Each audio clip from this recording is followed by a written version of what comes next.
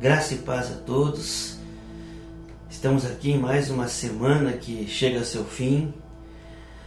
Creio que mais do que nunca todos nós estamos orando para que esse tempo passe rápido, para que essa situação termine, para que possamos sair desse isolamento e voltarmos às nossas atividades, que o país volte a produzir, que voltemos às nossas relações, que possamos voltar também a estarmos vivendo em comunhão novamente. Existem algumas pessoas, inclusive pastores, que acreditam que o mundo vai ser diferente, que a sociedade vai ser diferente, que tudo vai ser diferente depois dessa pandemia. Eu particularmente acredito que até talvez o mundo seja diferente, talvez as pessoas sejam diferentes, mas entre elas, ou em relação ao planeta, cuidados ambientais, mas a verdadeira mudança que precisa ocorrer é na relação do ser humano com Deus. E essa mudança ela só ocorre quando o ser humano reconhece que o Filho de Deus se entregou na cruz do Calvário para a nossa salvação. É somente a cruz que muda essa realidade, é somente a cruz que muda esse comportamento, que muda a relação entre Deus e o homem. E é essa relação que precisa mudar. Mas isso é questão de opinião, é questão de posicionamento. E o que eu estou realmente aqui é para trazer uma mensagem, para levar uma mensagem de esperança ao seu coração. Porque a palavra de Deus é mensagem de esperança para um mundo que está perdido. Jesus é a nossa esperança. E existe uma passagem de Jesus que se encontra em Mateus 14, em Marcos 6, em João 6, e uma passagem bem conhecida.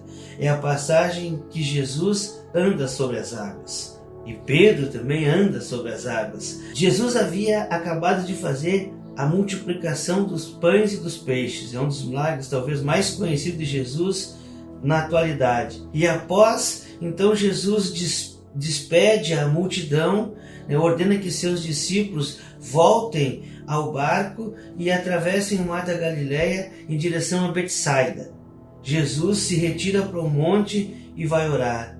Entre 3 da madrugada e 6 da manhã vem uma tempestade muito forte. Um vento muito forte bate contra o barco dos seus discípulos. E Jesus vê que isso está acontecendo.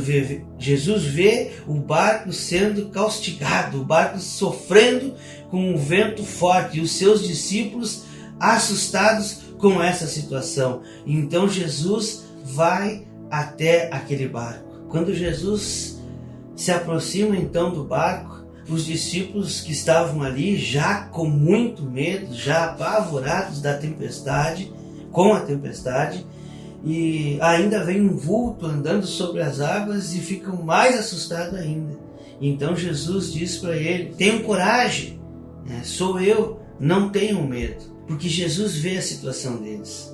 E isso é um ponto que nós precisamos também refletir. Eles estão naquele momento no barco, e o barco é a segurança deles, é a segurança natural deles. Nós também temos a nossa segurança natural. Muitas pessoas confiam no conhecimento que tem, muitas pessoas confiam no dinheiro que tem no banco, muitas pessoas colocam a sua segurança na família, no emprego, na empresa. Nós temos a nossa segurança natural, mas aquele barco não estava seguro o suficiente. Aquele barco não era suficiente para enfrentar aquela tempestade. Assim como muitas vezes a nossa segurança, aonde nós depositamos a nossa segurança, não é suficiente para nos sustentar durante as crises. Muitas vezes isso acontece. Muitas vezes a família, muitas vezes o dinheiro, muitas vezes o conhecimento, muitas vezes a influência dos nossos amigos não é suficiente para nos sustentar durante a crise. E aqueles discípulos estavam numa situação como essa. Aquele barco que era a segurança natural deles, não estava dando conta contra aquela tempestade. E eu acredito que Pedro tenha visto isso. Eu acredito que Pedro tenha visto esse barco aqui vai afundar. Esse barco não vai dar conta dessa tempestade, né? A minha segurança natural não é suficiente. Então Pedro ousa a andar pelo sobrenatural. Pedro ousa o sobrenatural e diz a Jesus: se és tu, mestre, faça com que eu vá ao teu encontro, andando sobre as águas. E Pedro deve ter pensado: porque se eu ficar aqui, esse barco vai afundar e eu vou afundar junto, né? Eu preciso, a partir de agora, andar por fé, ousar no sobrenatural. E Pedro então começa a viver o sobrenatural. Pedro começa a andar sobre as águas, andar por fé e andar com fé sobre as águas. No entanto, de repente Pedro começa a olhar para as circunstâncias. Pedro começa a olhar para o natural e foca no natural e começa a sentir medo. Pedro esquece que está vivendo por fé, esquece que está vivendo ousadamente por fé e o sobrenatural, e começa novamente a se deter no natural. E quando isso acontece, ele começa a afundar. Muitas vezes também nós fizemos isso. Nós damos um passo de fé. Muitas vezes nós começamos a viver o sobrenatural de Deus. Deus começa a se manifestar na nossa vida. Mas dali um tempo nós voltamos a viver no natural. Dali um tempo nós voltamos a achar: essa situação aqui Deus não vai conseguir. Não, isso aqui é muito difícil. Não, lá atrás até que era fácil de Deus fazer aquilo, mas o que eu estou vivendo agora, essa situação, essa crise, esse diagnóstico, não tem como Deus mudar. Isso é muito difícil. Então a nossa vida começa a afundar, assim como Pedro começou a afundar. Mas a grande questão e a mensagem, a essência da mensagem que eu queria deixar para você é que no momento que Pedro começa a afundar, Pedro clama por Jesus. Quando ele começa a afundar, ele diz: Senhor, salva-me.